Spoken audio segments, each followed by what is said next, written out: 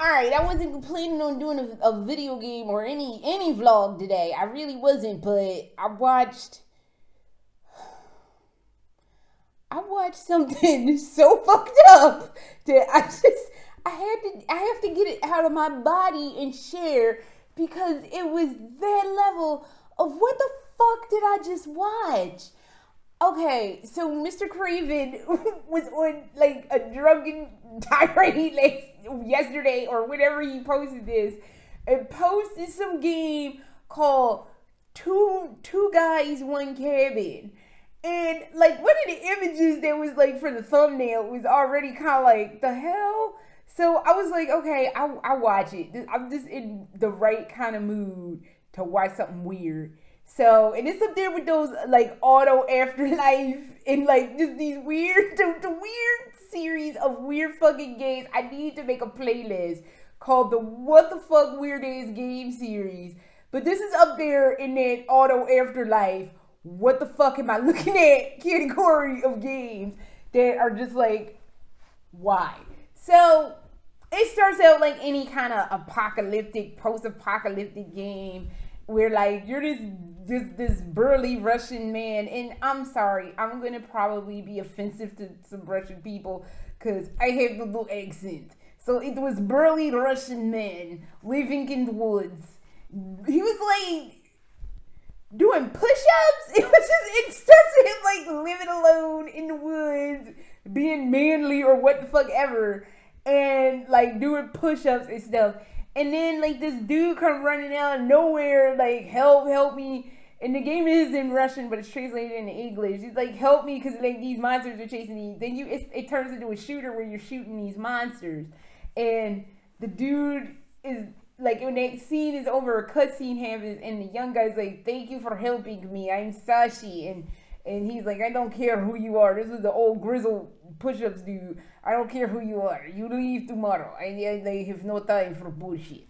So, like, some other stuff happens. Then these people come after the young guy. And the old grizzled guy, when that scene is over, is like, white people after you. And the young guy's like, because I stole foods from burly black men. And there's not a lot of black people in Russia. But you know what I'm saying. I stole food from him and he was pissed.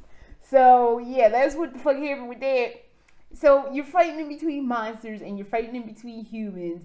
And this goes on for a minute. And then, like, one day, like, the old guy starts telling him he has to leave. And the young guy's like, they're, like, getting to be friends.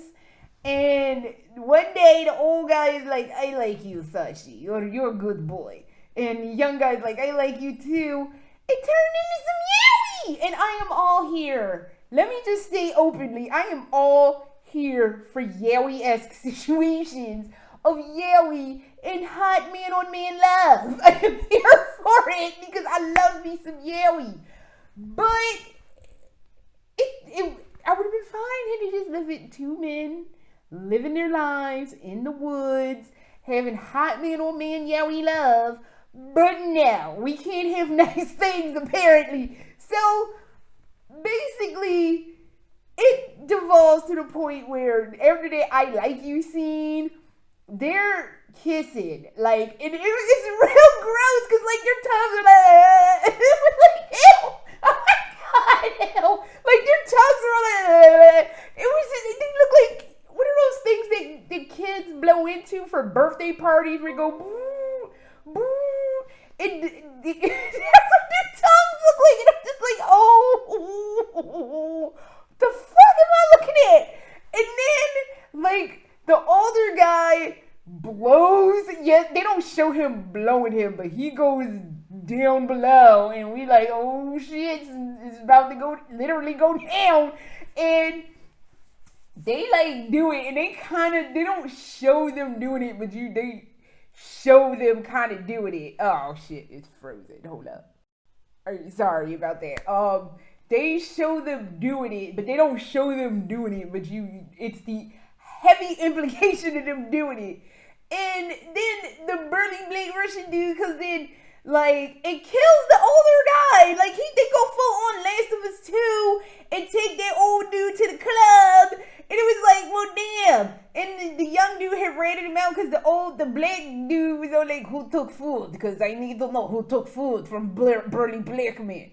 And the young guy was like, oh, it's the old dude. And without hesitation, they just took the old guy to the club. And it was like, well, damn. You ain't even give him a chance to, like, speak for himself. But no, they took homie to the club, and that was what it was. So then the next day, after they take that old dude to the club, I guess the young dude is still in the cabin for whatever reason. And, like, I don't know. He finds a note saying that, I know, like, you're my son. And it's like, you fucked and blew your son. Like, who came up with this story? Because they need some counseling in their life. So, yeah, that goddamn happened. And I'm sitting there like, the fuck am I watching? Craven is sitting there like, the fuck is happening? And we're all sitting here like, what the fuck is going on? Because this game is all over the damn place. It's a shooter. It's a weird, random fucking yaoi that no one asked for that devolved into some incestuous insanity. I don't know. So then it jumps to like 10 years later, and the young guy is strolling around, and then you got to do another shooter part, and then like the burly Russian black man is saying something, and the young guy's like, get out of here before I change my mind on killing your dumb ass. So the black dude strolls off, all like, yeah, he didn't kill my ass. And then the young guy, I guess, for lack of sandwiches and loneliness and possibly feeling guilty for ratting his, I don't even want to know what to call that situation out. So he takes basically the ultimate way out. And I'm sitting here, and that's how it ends. And I'm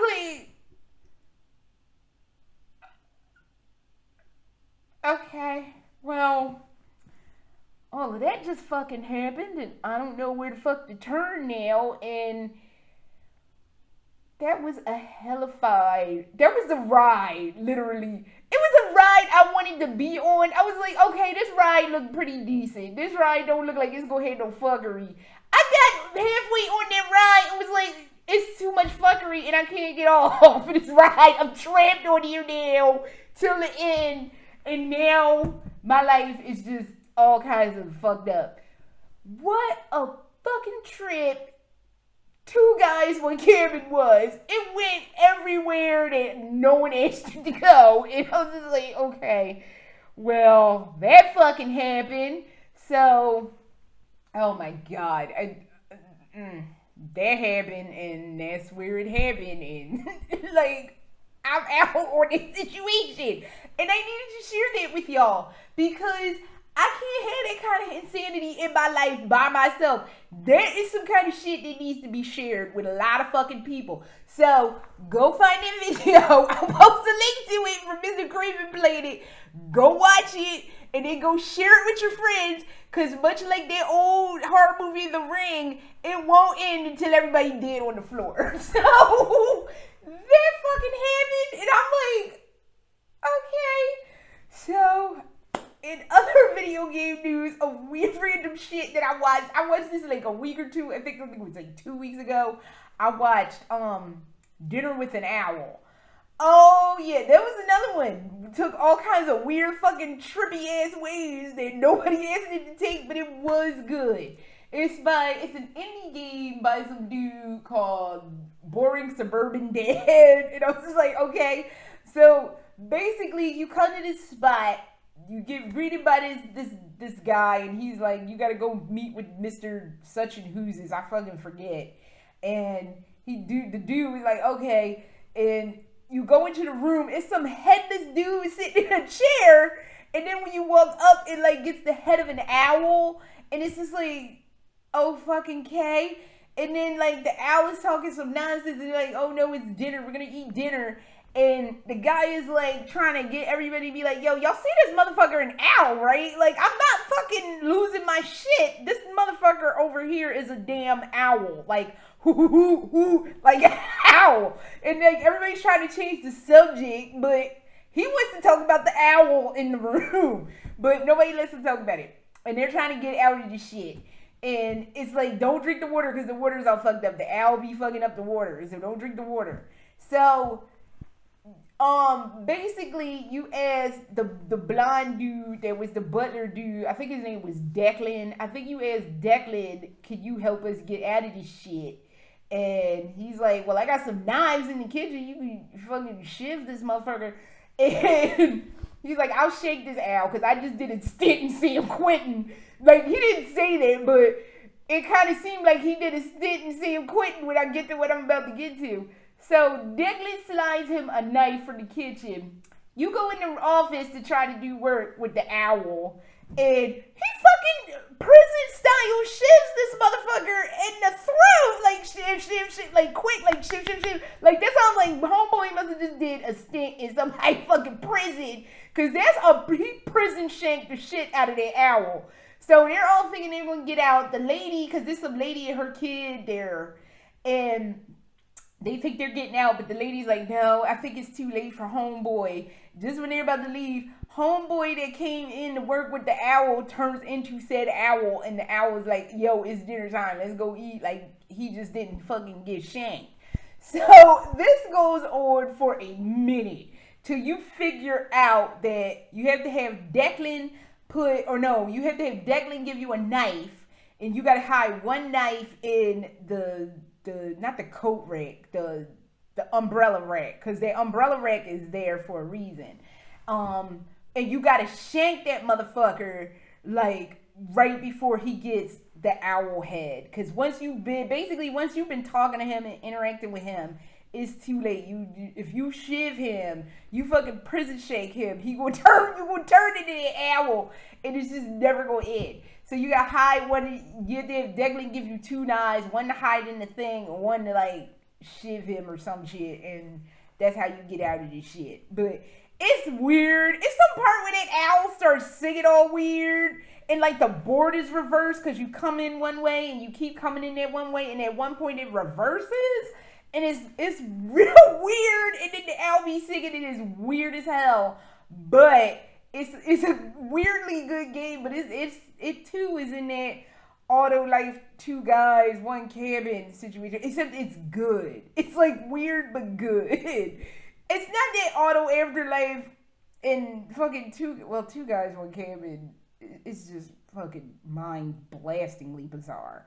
But I don't know. It's weird but good. So, and there was, I found out like a month or two ago that there is supposed to be a DLC for Streets of Rage. Where the fuck is my Streets of Rage DLC? They're saying it's coming soon. I keep checking on it in the vain hope that it'll be coming soon, because you can play as that burly chick, what's her face? I forget her name. I call her the slag because I can't fucking stand fighting her. I want to call her Eliza, but I don't think that's her name. But she's like the chick with the buzz cut and the long ass ponytail. That's the cop. They be trying to like stop you on like the end of board 4, and at the end of the board where they're doing the train board. Excuse me. You can play as her. I'm hoping you can play as Dr. Zan, cause I have the Dr. Zan like sprite to play, but it doesn't look right playing with the Dr. Zan sprite in the modern Streets of Rage game, because it's cell shaded and he's still in that 2D kind of look, and I'm just like, no, I can't. As much as I love you, Dr. Zan, I can't play with you with this. So hopefully they will have animated me some Dr. Zan, because I fucking love playing with Dr. Zan, and I miss doing my Dr. Zan voice. So but yes, there's supposed to be a Streets of Rage DLC, which I am totally here for, and yay. And I guess lastly, I wanted to really quickly touch on the Resident Evil 8 situation. I kept looking, it seemed like everybody loved the doll part of the game. I'm saying that was truly the best part of Resident Evil 8 was going in that damn dollhouse. I didn't realize that chick lived by a waterfall. I don't know what the fuck I was doing when I was watching that, but yeah, she lives by this big ass waterfall, and that was supposedly supposed to have played some kind of part in the original story where basically her entire family commits suicide. That Donna Benevenito or whatever the fuck her last name was, they were all supposed to have committed suicide off the side of that waterfall. I'm like, what? Why didn't they keep that? But I guess it was too bleak. They have kept that, so I guess I don't know. But everybody loved that part. Everybody said that was like the most fucked up. That was the best that Resident Evil had been in terms of scares in such a long time. I don't think they have hit that mark in a really, really, really long time. And it was so good. I love that part. I have to retract a statement. In my Resident Evil 8 review, I had said that my husband would know if that was me or not. Apparently, when I told him that, he was like, oh no, I wouldn't have thought that wasn't you. I would have thought like, oh, well, she's finally on board. I'm like, you would have got got. See, oh my God, you would have been all kinds of got because you don't be paying attention to your wife. And it's like, you got. So I'm like, oh my God. So, I haven't heard any news in other news over Resident Evil. I haven't heard any news about the DLC that needs to happen because they left us on a fucking cliffhanger with this. Oh, the BSAA has bioweapons and is sending bioweapons out. Someone has to pay. Chris, it would be helpful if you... We're happy you didn't get a whole team of people fucking killed this time, but it would help before you went and tried to plan a mission that you actually, I don't know, did some actual fucking prep work and not sit there on your dick and be like, oh, I'm gonna get revenge, but I'm not gonna have a plan because fuck a plan. Like, so you can go get more people murdered. I got you. I see. So then you can be whining that you got your team killed, which apparently... I don't think the team Chris was with, which I have to retract that statement too, is with either Blue Umbrella or BSAA. It seems like the Wolfhound, which I had to practice that a lot because I kept wanting to call him Foxhound, but they changed it just enough so Konami don't come and sue their ass, or Kojima don't come out of a wall somewhere all robotic wanting to punch somebody. So yeah, the Hound Wolf squad is their own thing. And I'm like, Chris, you actually have your own thing where you didn't get somebody killed, but you did fuck up a mission. So, I don't know. But actually, he did get a couple people killed because there was a couple people dead after Miranda attacked the truck. So, he did get some people killed. He just didn't get his whole team fucking killed. So, there needs to be an explanation to that because a lot of people are like, the hell, the fuck, the shit. Like, it's a lot of confused people about that whole situation, and I'm like one of them. So, I don't know what's going on with it. We don't have any elaboration with that as of yet. So, I'm hoping soon there will be a DLC because there kind of needs to be a DLC about that. The fuck are we doing? So, and I guess lastly, I'm going to throw out a theory. And I didn't think about this till like way later when people were talking about Rosemary and like how many years ahead did they jump. But somebody pointed out that there's something on those Rosemary vials that say if she's not basically congealed together within a certain amount of time, she's going to start rapidly aging. So I'm thinking maybe Rosemary, it's like maybe a year or two later. And maybe she has rapidly aged. Because remember, that's what the fuck was the situation with Evelyn, a.k.a. as I like to call her, Eveline. That was what the problem with Eveline was. Because she was the old bitch in the fucking wheelchair that was rolling around all random throughout the Baker estate. So that could be a situation where Rosemary isn't still a baby. She's just rapidly aging because that's what the Megamycete does to people. It just ages them and fucks their shit all up. So I don't know. We will have to see. Again, zero elaboration. We don't know what the fuck is going on with that. Everybody keeps talking also in the Rosemary situation that there was some dude that was near the van that she fucked off with the stupid guy and the broke ass Wesker reject they had with her. There was some dude walking. Well, we don't know if it was a dude or what, but it was somebody walking next to the next to that van, and they were like, "Is that Ethan? Was that really?" Because I'm thinking if immortality is a part of that, and both he and Jack Baker have that immortality situation with the Megamycete mold thing, then maybe Ethan's not really dead. Not that anybody, like, I'm not an Ethan fan. I hate Ethan. I am actually happy that if he is dead, he is dead, because I can't fucking stand Ethan because he is just a dry ass plank of wood that nobody wanted to have asking for his attention. So, but I'm saying, if Ethan's still alive, I guess, but that's taking away all the hatred, because I'm happy with going back to solely full-time hating Chris. I had to be part-time hating Chris because I hated Ethan just a hair more. So, I don't know. But that is all I have, and oh my fucking God. I'm telling you, go watch too. If you're looking for something where your mind is utterly blasted, and I don't mean blasted because, like some comedians said, anything can just blow your mind. I mean blasted into the deepest parts of outer space. Go fucking watch the Russian Yaoi fuckery that is 2 guys, 1 cabin, because there is no coming back from that one, and I don't know. So I am actually traveling for the next 10 days, starting, I want to say Friday? Something like that. So I might not be doing a vlog for a minute.